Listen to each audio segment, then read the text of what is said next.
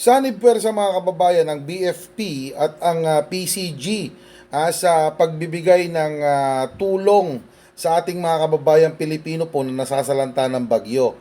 At kung maalala nyo po mga kababayan, ito pong PCG, yung gusto pong ipa-demolish, gusto pong ipatanggal. At according nga dito kay Congressman Meow Meow, si Kiko Barzaga, wasting of people's money daw po mga kababayan. Wala daw pong kwenta. Pero kung titignan po natin, ayan po sila mga kababayan, uulitin ko po. Ha?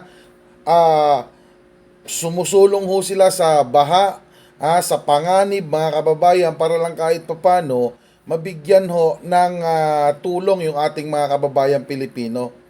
Eto ba yung sinasabi nitong si Kiko Barzaga na wasting of people's money, walang silbi? Eto ba yung gusto niyang ipatanggal or ipademolish? Mga kababayan, di ba? O mas nararapat ho siguro na etong si Kiko Barzaga ang ipatanggal ho natin sa Kongreso dahil siya po ang walang silbi. O ngayon mga kababayan, sa tingin po ninyo, habang yung ating mga PCG, yung ating mga kababayan Pilipino na nasasalanta ngayon ng bagyo, ayan nabababad ho sila sa tubig baha.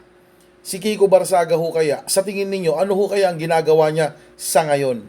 Malamang yan mga kababayan. Kung hindi po natutulog yan, nakakulambo yan, naka-aircon, baka ho yan busy ho sa paglalaro ng computer games.